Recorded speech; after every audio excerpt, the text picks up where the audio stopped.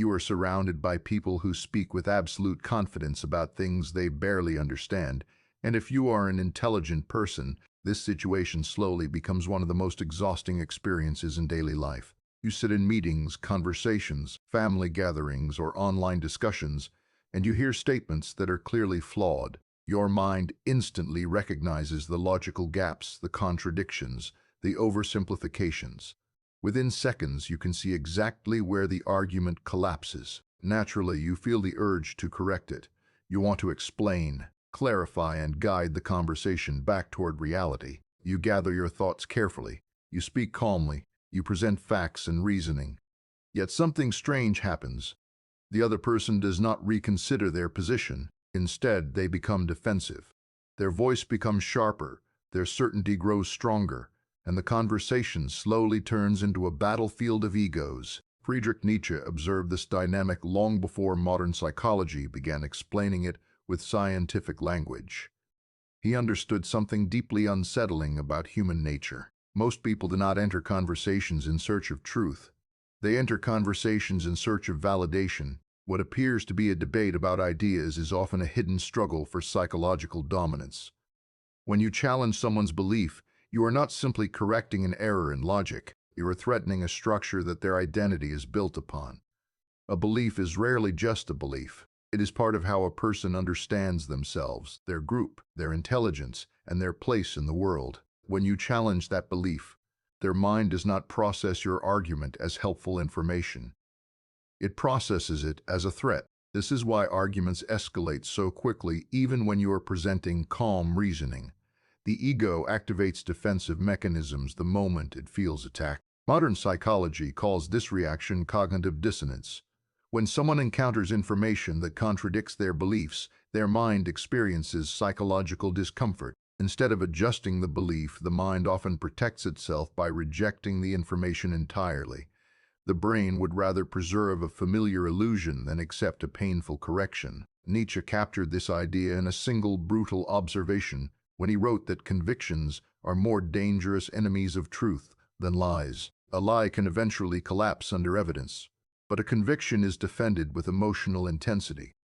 If you observe arguments carefully, you will begin to notice a predictable pattern. The more precise your logic becomes, the more emotional the other person becomes.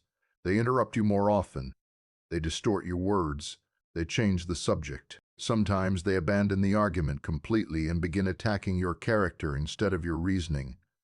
This shift reveals what the argument was truly about from the beginning. It was never about discovering what is correct. It was about protecting pride and maintaining psychological territory. The moment someone senses that their position is weakening, their mind prioritizes survival over accuracy. For intelligent people, this creates a strange trap. Because they value logic and clarity, they believe better explanations will solve the problem. If someone misunderstands a concept, the intelligent instinct is to clarify it further. You simplify the explanation, you provide examples, you break the idea down into smaller pieces so the other person can follow the reasoning step by step. But this approach often fails for a simple reason. The other person is not struggling with comprehension. They are resisting acceptance. Their mind is not searching for clarity, it is defending certainty. Nietzsche believed that many individuals unconsciously treat conversations as status competitions. Each statement becomes a signal of intelligence, authority, or confidence. In this environment, admitting a mistake feels like surrendering social ground. The ego interprets correction as humiliation. As a result, people often defend weak ideas simply to avoid appearing inferior. The argument becomes less about ideas and more about identity. Once identity enters the conversation, logic alone cannot resolve the conflict. This realization leads intelligent individuals toward a difficult insight. Winning arguments rarely changes people. In fact, winning too decisively can produce the opposite effect. When someone feels publicly defeated, their ego reacts by strengthening its original belief even more. Instead of learning from the conversation, they leave feeling resentful and determined to defend their position in the future. What appeared to be a victory for logic becomes a long-term reinforcement of irrationality. Nietzsche saw this pattern repeatedly throughout intellectual history. Philosophers, scholars, and thinkers engaged in elaborate debates believing they were advancing truth, yet most participants left those debates more entrenched in their original positions. The human mind is remarkably skilled at protecting itself from uncomfortable realizations. Even when confronted with overwhelming evidence, people can find ways to reinterpret that evidence so it supports their existing worldview. For someone who values rational thinking, this behavior can feel deeply frustrating. You may wonder how people can ignore facts so easily. You may feel anger rising when someone refuses to acknowledge an obvious point. But Nietzsche would argue that this frustration comes from a misunderstanding of human nature. Intelligence often assumes that everyone else values truth the same way it does. This assumption creates constant disappointment. When reality fails to match that expectation, the intelligent mind feels surrounded by irrationality.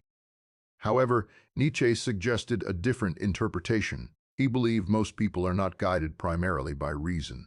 They are guided by instinct, emotion, social loyalty, and the need for psychological stability. Reason is often used afterward to justify decisions that were already made emotionally. In other words, logic is frequently the servant of the will rather than its master. People believe what protects their identity, and then they construct explanations that make those beliefs appear rational. Once you begin to see this pattern clearly, arguments start to look very different. Instead of viewing them as intellectual exchanges, you begin to see them as emotional performances. Each participant is defending a narrative about themselves. One person wants to appear knowledgeable. Another wants to appear morally correct. Someone else wants to appear confident in front of others. Beneath the surface of the conversation, invisible psychological forces are shaping every response. This is the moment when many intelligent individuals begin changing their approach entirely. They realize that engaging in every argument is not a sign of intellectual strength. In many cases, it is a misuse of attention. Every debate consumes mental energy, emotional stability, and time that could be spent building something meaningful. Nietzsche believed that the highest minds guard their attention carefully because they understand its value. Attention is the currency of thought. Wherever your attention goes, your mind follows. If your days are filled with endless debates about trivial opinions, your thinking gradually becomes trapped within those trivialities. Instead of creating ideas, you spend your time reacting to them. Instead of building understanding, you become entangled in cycles of contradiction and correction. The mind slowly adapts to the environment it spends the most time in. This is why Nietzsche warned that constant engagement with shallow thinking can gradually drag even intelligent people downward. The mind mirrors its surroundings. If you spend enough time arguing about trivial issues, your thinking becomes shaped by those issues. Your intellectual energy becomes reactive rather than creative. Instead of exploring new possibilities, you become occupied with defending obvious truths to people who refuse to see them. The intelligent individual eventually reaches a turning point. They begin questioning whether every misunderstanding deserves correction. They start noticing that many conversations do not lead anywhere productive. The silver bulls of light that dance with the evening breeze. The sand resistance appears, the same emotional reactions return. Over time, the intelligent person begins withdrawing from these cycles, not out of arrogance, but out of clarity. Silence begins to appear where arguments once existed. At first, this silence feels uncomfortable. You may feel the urge to jump back into the discussion and correct the mistake. Your mind may whisper that remaining quiet makes you look weak or uninformed, but gradually a new understanding emerges. Not every statement requires a response. Not every belief requires correction. Sometimes the most intelligent action is simply observation. When you step back and observe rather than react, the structure of human behavior becomes much clearer. You start noticing how quickly conversations shift when someone's pride is touched. You see how often people repeat opinions they heard from others without examining them. You see how strongly individuals defend ideas that benefit their identity even when those ideas contradict reality. What once felt chaotic begins to look strangely predictable. This clarity brings an unexpected sense of calm. The need to prove yourself begins to fade. You stop feeling responsible for correcting every flawed idea that enters a conversation. Instead, you become selective about where your energy goes. You reserve your attention for discussions where genuine curiosity exists, where people are open to exploring new perspectives rather than defending old ones. Nietzsche believed that independence of mind requires the courage to stand apart from the noise of constant argument. Most individuals remain trapped in debates because their ego demands recognition. They want to appear intelligent, informed, and correct in front of others. But the individual who understands human psychology learns something liberating. Recognition from the wrong audience has no value. When you stop seeking approval through argument, you reclaim an enormous amount of mental energy. The conversations that once strained you begin to lose their emotional grip. You hear opinions that once provoked frustration, and instead of reacting instantly, you simply notice them. The urge to fight every misunderstanding fades, replaced by a quiet awareness of how the human mind protects itself. This shift does not happen overnight. It requires patience and self-control, because the impulse to correct errors runs deep in thoughtful individuals. But as Nietzsche suggested, true intellectual maturity appears when a person learns not only how to think clearly, but also when to remain silent. Silence is not surrender. Silence is the moment when intelligence stops competing for recognition and begins choosing its battles with precision. As this shift begins to take hold, something fascinating happens in the way you experience conversations. Situations that once triggered irritation begin to reveal patterns instead. You notice how often certainty appears without understanding. Someone speaks with strong confidence about a complex subject, yet when you listen carefully, their explanation collapses under the weight of its own contradictions. In the past, you would immediately feel the urge to dismantle the argument. Now you pause. You observe the structure of the belief rather than attacking it, and what you begin to see is not simply ignorance but psychology at work. Most people do not build their beliefs through slow examination of evidence. Their beliefs are assembled from emotion, social belonging, and personal experience. A person might adopt an opinion because it aligns with their friends, their family, or the group they identify with. Once the belief becomes attached to their sense of belonging, defending it becomes a social act rather than an intellectual one. If they abandon the belief, they risk losing the comfort of the group that shares it. Nietzsche believed this herd instinct was one of the strongest forces shaping human thought. People often choose psychological safety over intellectual accuracy. When you challenge a belief rooted in identity, the reaction you receive is rarely calm analysis. Instead, you encounter resistance that seems disproportionate to the conversation itself. The person becomes irritated, defensive, sometimes even hostile. It feels confusing at first, because you may believe you are simply discussing ideas. But from their perspective, something more personal is happening. They feel as if their place within a social structure is under threat. Their mind interprets disagreement as rejection. This is why intelligent individuals often experience conversations as strangely draining. They are attempting to operate on the level of ideas, while the other person is operating on the level of emotional protection. These two levels rarely align. One side offers evidence and reasoning. The other side responds with instinct and defense. The result is a communication gap that logic alone cannot bridge. Over time, thoughtful observers begin noticing that arguments rarely move forward in straight lines. Instead, they circle around the same emotional centers again and again. Someone introduces a new piece of information. The other person rejects it, then introduces a slightly altered version of their original belief. The cycle repeats. What looks like stubbornness is actually a protective mechanism. The mind constantly redirects the conversation away from conclusions that would threaten its stability. Nietzsche described this phenomenon as the human tendency to preserve comforting illusions. The mind does not naturally seek the harshest truth. It seeks coherence, stability, and emotional security. When the truth threatens those qualities, the mind quietly reshapes reality until it becomes bearable again.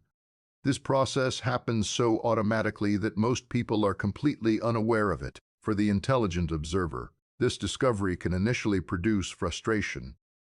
It feels as though rational discussion has become impossible.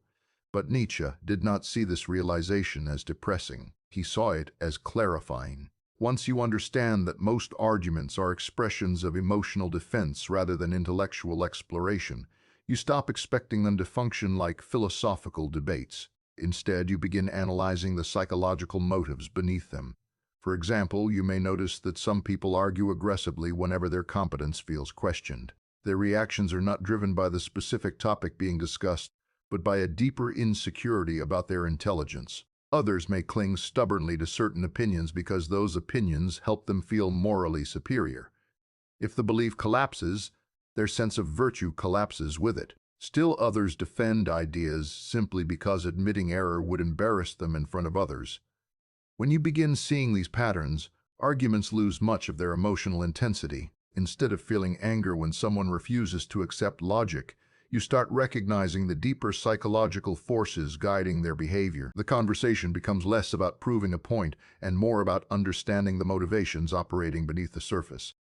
This perspective creates a new kind of patience. Rather than rushing to correct every misunderstanding, you begin asking quieter questions. What is this person protecting right now? What fear might be hidden behind their certainty? What social identity might collapse if they reconsider their position? These questions reveal layers of human psychology that simple argument never exposes. At this stage, something interesting begins happening to your own ego as well. In the past, you may have felt a strong desire to demonstrate that you were correct. Winning arguments felt satisfying because it confirmed your intellectual clarity.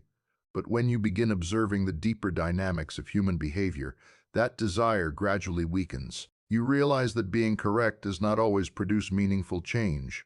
In many situations, correctness simply produces resistance. Nietzsche believed that the most independent thinkers eventually develop a kind of psychological distance from the need for approval. They become less interested in being recognized as right and more interested in understanding the structures that guide human behavior. Instead of participating in endless intellectual competitions, they begin studying the environment those competitions emerge from.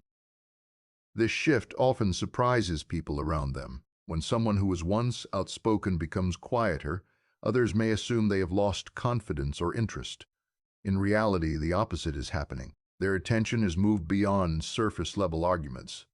They are observing the invisible forces that shape conversations before words even appear. One of the most striking discoveries during this stage is how predictable many arguments actually are. Once you recognize the emotional triggers behind certain beliefs, you can often anticipate how a conversation will unfold long before it happens. A person whose identity depends on appearing knowledgeable will react defensively to correction. Someone who defines themselves through moral certainty will reject any information that complicates their narrative. Someone driven by pride will escalate disagreement simply to avoid appearing weak. When these patterns become visible, debates start to resemble rehearsed performances rather than spontaneous exchanges of thought. The same emotional responses appear again and again regardless of the topic. Different subjects are discussed, but the underlying psychological script remains remarkably similar. This recognition leads intelligent individuals toward a more strategic relationship with conversation. Instead of reacting impulsively to every statement, they begin choosing when engagement is actually useful. Sometimes a thoughtful explanation can help someone who is genuinely curious, but many conversations reveal quickly whether curiosity exists. If the other person shows no openness to reconsidering their assumptions, continuing the argument becomes unnecessary. Nietzsche believed that intellectual independence requires learning when to withdraw from the noise of collective thinking. Society produces an endless stream of opinions, judgments, and debates. Most individuals become entangled in this noise because their identity depends on participating in it. They feel compelled to defend their position constantly, but the individual who steps outside this cycle gains something rare, the ability to think without pressure from the crowd. This withdrawal is not physical isolation. It is a shift in mental orientation. You remain present in conversations, but you no longer feel obligated to wrestle with every opinion you encounter. Instead, you listen carefully, observe the emotional currents shaping the discussion, and decide whether meaningful dialogue is actually possible. Many intelligent people describe this moment as a kind of liberation. Conversations that once felt exhausting become easier to navigate. You are no longer fighting every misunderstanding as if it were a personal challenge. Instead, you allow certain statements to pass without reaction. The silence that follows often reveals more about the other person's mindset than any argument could. Some individuals become uncomfortable when their opinions are not immediately challenged. They expected resistance and prepared themselves for debate. When that resistance never arrives, they may begin explaining their ideas with increasing intensity, almost as if they are arguing with themselves. In these moments, the structure of their thinking becomes visible without you needing to dismantle it. Nietzsche often emphasized that clarity comes not only from speaking, but from observing. The human mind reveals itself most clearly when it believes it is unopposed. When someone feels safe expressing their thoughts without interruption, their reasoning unfolds naturally. Weaknesses that would have been hidden during a heated debate often appear openly during calm conversation. Through this process, intelligent individuals begin developing a deeper understanding of human nature. They see how pride, fear, belonging, and identity influence beliefs far more strongly than evidence alone. This awareness transforms the way they interact with others. Instead of trying to overpower flawed ideas through sheer logic, they approach conversations with curiosity about the psychological forces behind them. At the same time, they become increasingly protective of their mental energy. Nietzsche believed that the mind must guard its creative power carefully. Endless exposure to shallow arguments can gradually erode intellectual vitality. When attention is constantly pulled toward trivial disputes, the mind has little space left for exploration, reflection, and original thought. This is why many independent thinkers gradually reduce their participation in public debates. It is not because they lack ideas, but because they recognize how easily those ideas can become trapped in endless cycles of argument. By stepping back from constant confrontation, they create room for deeper thinking. The world continues its arguments around them, but they no longer feel compelled to respond to every voice. They listen, they observe, and they speak only when the conversation truly invites understanding. In this quiet discipline, their thoughts grow sharper, their attention becomes more focused, and their independence of mind becomes stronger than ever. As this discipline grows stronger, another realization begins to emerge, one that many intelligent people initially resist. The exhaustion they once blamed on the ignorance of others was not caused only by those people. It was also caused by their own internal need to correct, explain, and prove. The mind of a thoughtful person often carries a quiet burden, the belief that clarity must always be defended. When they hear something inaccurate, they feel responsible for restoring order to the conversation. This impulse feels noble, almost moral, as if remaining silent would be a betrayal of truth itself. Yet over time, the intelligent observer begins to recognize that this constant responsibility is self-imposed. The world produces more opinions than any one mind can correct.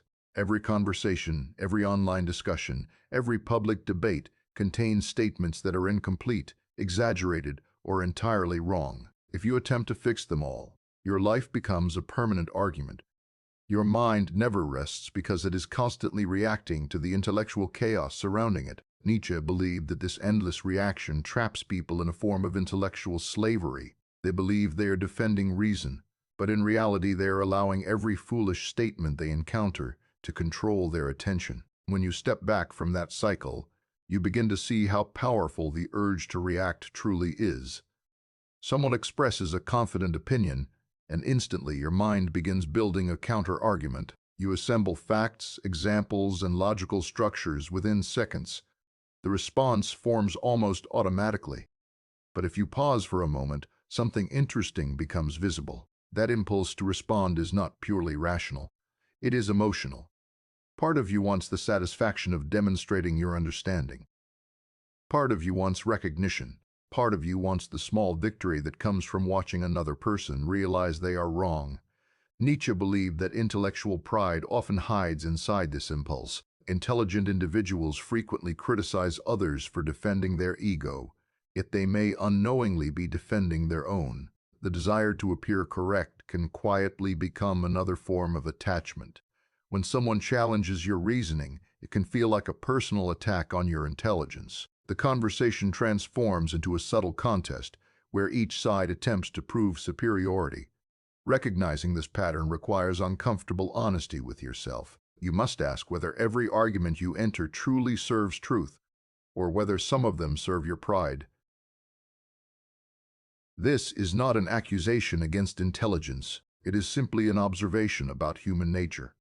Even the most thoughtful minds are influenced by the desire for validation. The difference between ordinary thinking and independent thinking lies in how clearly you see that influence. When you begin examining your own reactions with the same curiosity you apply to others, your relationship with debate changes again. Instead of jumping instantly into opposition, you allow yourself a moment of reflection. You ask whether this conversation will produce anything meaningful. Will it create understanding, or will it simply create resistance? Will the other person listen, or are they already committed to defending their position? Often the answer becomes clear within seconds. Some people respond thoughtfully when new information appears. They ask questions, consider alternative explanations, and acknowledge uncertainty. These conversations can be energizing because they allow ideas to evolve. But other interactions reveal the opposite pattern. The person reacts immediately with dismissal, sarcasm, or emotional defensiveness. Their goal is not exploration, but preservation. At that moment, the intelligent observer faces a choice. They can proceed with the argument, knowing it will likely produce tension without progress, or they can step away from the contest entirely. Nietzsche suggested that stepping away is not cowardice, it is discipline. The mind that refuses every unnecessary battle remains free to focus on what actually matters. This freedom becomes especially important when you begin pursuing deeper intellectual work. Real thinking requires long periods of uninterrupted attention. It requires patience, solitude, and the ability to explore complex ideas without constant distraction. Endless debates destroy that environment. They fragment attention into small bursts of reaction, leaving little space for reflection. Imagine trying to build something intricate while people constantly pull you into arguments. Every few minutes your concentration breaks. Instead of developing your own thoughts, you become occupied with dismantling someone else's confusion. The mind gradually becomes reactive rather than creative. Nietzsche warned that this reactive state can slowly weaken even strong thinkers. When most of your energy goes into defending ideas, very little remains for creating new ones. This is why many independent minds throughout history developed a certain distance from the noise of public argument. They did not abandon society entirely, but they became selective about the conversations they allowed into their mental space. They recognized that not every opinion deserves engagement. Some statements are simply expressions of identity, emotion, or social belonging, rather than invitations to dialogue. Once you accept this distinction, silence becomes easier. You no longer interpret every disagreement as a challenge that must be answered. Instead, you allow certain conversations to pass without reaction. At first, this restraint feels unusual. The mind expects the familiar rush of debate. But gradually a new sensation appears, a quiet sense of control. You realize that your attention is no longer being pulled in every direction. Instead of constantly responding to others, you begin directing your focus intentionally. Conversations become choices rather than obligations. When you speak, it is because the discussion invites genuine thought, not because your ego demands victory. This shift also changes how you perceive other people. When you stop reacting immediately, you begin noticing details that once escaped your attention. You hear the tone behind someone's words, the insecurity hidden within their certainty, the emotional tension that drives their argument. What once looked like simple stubbornness often reveals deeper psychological motives. For example, someone may insist aggressively on a particular opinion because they fear appearing uninformed. Another person may repeat a confident statement they heard from someone else because they want to belong to a group that shares that belief. Others defend certain views because those views give them a sense of moral superiority. Each argument becomes a small window into the emotional architecture of the human mind. Nietzsche believed that observing these forces is far more valuable than defeating them in debate. When you watch carefully, you begin understanding the invisible motivations that shape human thought. This understanding gives you something more useful than victory in argument. It gives you insight. Insight allows you to navigate conversations without becoming trapped in them. Instead of trying to overpower every flawed idea, you recognize the environment those ideas emerge from. Sometimes that environment is curiosity, and thoughtful dialogue becomes possible. Other times it is insecurity or pride, and any attempt at correction will only strengthen resistance. In those situations, silence becomes a kind of strategic clarity. You allow the conversation to continue without investing your energy. The other person may assume they have convinced you, but their assumption no longer matters. Your goal is no longer to win the argument. Your goal is to protect the focus of your mind. Over time, this habit produces a surprising effect. The fewer arguments you enter, the more powerful your words become when you finally speak. Because you no longer respond to every disagreement, people begin noticing when you do respond. Your voice carries weight precisely because it is not constantly competing for attention. Nietzsche often emphasized that strength does not always appear through confrontation. Sometimes strength appears through restraint.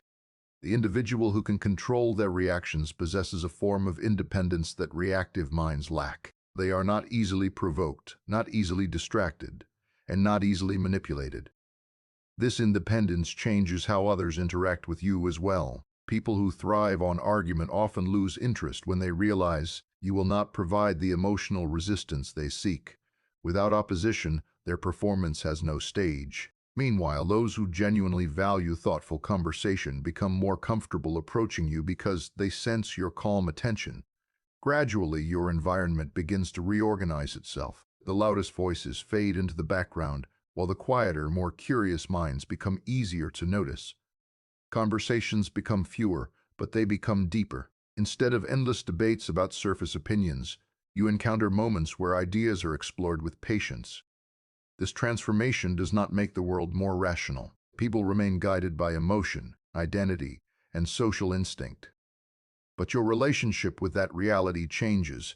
You stop expecting every mind to function according to the standards of careful reasoning. Instead, you accept the variety of motivations that shape human thought. Nietzsche believed that intellectual freedom begins with this acceptance.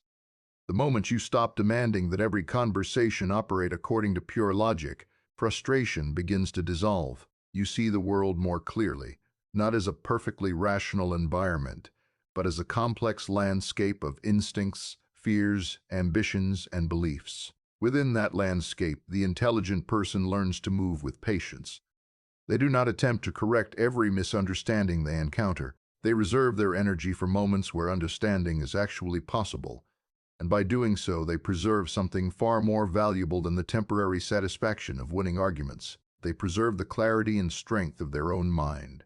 Eventually, this clarity leads to the final and perhaps most uncomfortable realization. The world will never become fully rational, no matter how strong your arguments are. The intelligent mind often begins its journey believing that better explanations will improve the thinking of those around it. It assumes that ignorance exists simply because the right information has not yet been delivered clearly enough, but experience slowly dissolves this belief. You start noticing how often people ignore evidence that contradicts their identity. You see how quickly emotion overrides logic, how easily pride reshapes facts, and how frequently certainty appears in places where understanding is absent. The more closely you observe this pattern, the more you realize that human behavior is not guided primarily by reason. It is guided by the need for psychological stability. This realization can feel unsettling at first. It challenges the hopeful belief that knowledge alone can transform every mind. Yet Nietzsche believed that accepting this truth does not weaken intelligence, it strengthens it. When you stop expecting universal rationality, you stop wasting energy fighting a battle that cannot be won. Instead of trying to redesign human nature, you begin learning how to navigate it. Navigation requires a different skill than confrontation. Confrontation attempts to overpower resistance directly. Navigation moves around it. When you understand that many people defend their beliefs for emotional reasons rather than intellectual ones, you stop attacking those beliefs head-on. You recognize that some minds are not ready to reconsider their foundations. Pushing harder only strengthens the walls they have built around themselves. In these moments, the intelligent individual develops a new form of discipline. They allow certain illusions to exist without interference. This does not mean they accept those illusions as truth. It simply means they recognize that forcing someone to abandon them may cause more harm than good. A belief that protects someone's fragile sense of identity cannot always be removed through logic alone. Sometimes it must fade gradually, as the person grows strong enough to face a more complicated reality. This patience requires humility. It asks you to release the role of intellectual savior, the belief that every misunderstanding must be corrected by your intervention. Nietzsche warned that the desire to rescue others from their ignorance can become another form of arrogance. It assumes that people are ready to abandon their illusions simply because you have presented the truth clearly. But growth rarely happens through pressure. It happens through personal readiness. Once you accept this, the weight of responsibility begins to lift. You no longer feel obligated to fix every flawed argument you encounter. The world becomes quieter because you stop reacting to every provocation. Statements that once demanded immediate correction now pass through your awareness without disturbing it. You hear them, you recognize their weakness, and you move on. This calm detachment often surprises others. In environments where debate is constant, silence can feel unusual. Some people may interpret your restraint as indifference or arrogance. They may believe you are refusing to engage because you think you are above them. But the truth is simpler. You are no longer interested in arguments that produce no understanding. Over time, this approach changes how you see the social world entirely. You begin recognizing that conversations are rarely just exchanges of information. They are expressions of identity, status, fear, and belonging. Once you see these underlying forces, you realize how little influence logic alone actually has in shaping opinions. People change their beliefs not only because they encounter new evidence, but because their emotional environment changes. This insight transforms the way you communicate. Instead of trying to defeat ideas through aggressive reasoning, you become attentive to context. You notice when someone is genuinely curious and open to exploration. In those moments, thoughtful dialogue becomes possible, and your explanations can actually make a difference. But when curiosity is absent, you recognize the limits of persuasion. Continuing to argue would only deepen resistance. Nietzsche believed that independence of mind requires the courage to stand apart from collective thinking. Most individuals remain deeply attached to the approval of the group around them. They shape their opinions according to what will be accepted, applauded, or defended within that group. This desire for belonging often overrides the desire for truth. The independent thinker, however, learns to tolerate misunderstanding. Being misunderstood can feel uncomfortable at first. When you stop defending your ideas aggressively, others may assume your silence means agreement or ignorance. But gradually you realize that their interpretation does not define your understanding. The need for constant recognition fades. What matters is the clarity of your own thinking, not the approval of every listener. With this independence comes a new relationship to knowledge itself. Knowledge is no longer a weapon used to defeat others in argument. It becomes a tool for understanding the world more deeply. The purpose of thinking shifts from winning debates to exploring reality. This shift opens a different kind of intellectual life, one less driven by competition and more driven by curiosity. Curiosity thrives in quiet spaces. It requires attention that is not constantly fragmented by conflict. When you withdraw from unnecessary debates, your mind begins recovering the energy that once disappeared into endless argument. That energy returns to observation, reflection, and creation. Ideas that would have been drowned in the noise of confrontation begin to grow. This is why many thoughtful individuals eventually cultivate moments of solitude. Solitude is not rejection of society, it is protection of mental clarity. In solitude, the mind can examine ideas without the pressure of defending them instantly. It can explore questions slowly, allowing complexity to unfold without interruption. Nietzsche often suggested that the most valuable insights appear when the mind is free from constant reaction. When you are no longer busy correcting others, you begin observing the deeper patterns shaping human behavior. You see how pride distorts perception, how fear shapes belief, how social belonging guides opinion. These observations reveal truths about human nature that argument alone can never uncover. At this stage, the intelligent person no longer sees the world primarily as a battlefield of ideas. Instead, it appears as a complex landscape of psychological forces. Each conversation reflects a unique combination of identity, emotion, and experience. Some people approach dialogue with openness, while others approach it with defense already prepared. Understanding this landscape allows you to move through it with calm awareness. You do not try to control every conversation. You do not attempt to correct every mistaken belief. Instead, you choose your moments carefully. When you encounter genuine curiosity, you offer thoughtful explanations. When you encounter rigid certainty, you conserve your energy. This approach creates a subtle but powerful shift in your life. The exhaustion that once followed every argument begins to disappear. Conversations no longer feel like endless battles that must be won. They become opportunities for observation and, occasionally, meaningful connection. Nietzsche believed that true intellectual strength appears when a person no longer depends on the approval of the crowd. When your thinking becomes independent, the noise of constant argument loses its power over you. Opinions still surround you, disagreements still appear, but they no longer disturb your inner clarity. In that clarity, you discover something unexpected. The urge to prove yourself fades, replaced by a quiet confidence that does not require constant validation. You know what you understand, and you know the limits of persuasion. Some minds will listen, others will resist, and many will remain unchanged. Accepting this reality does not make you cynical. It makes you realistic. You stop measuring success by how many arguments you win. Instead, you measure it by how well you preserve the focus of your own mind. Every unnecessary debate avoided becomes a small act of intellectual freedom. And in that freedom, a different kind of strength appears. The strength to remain calm when others become defensive. The strength to listen without reacting instantly. The strength to let certain opinions exist without allowing them to control your attention. When you reach this point, arguments no longer define your relationship with the world. They become just another expression of human nature, predictable, emotional, and often temporary. You observe them without being consumed by them. The intelligent person eventually realizes that clarity does not require constant confrontation. Sometimes the sharpest mind in the room is the one that speaks the least, not because it lacks ideas, but because it understands when words will truly matter.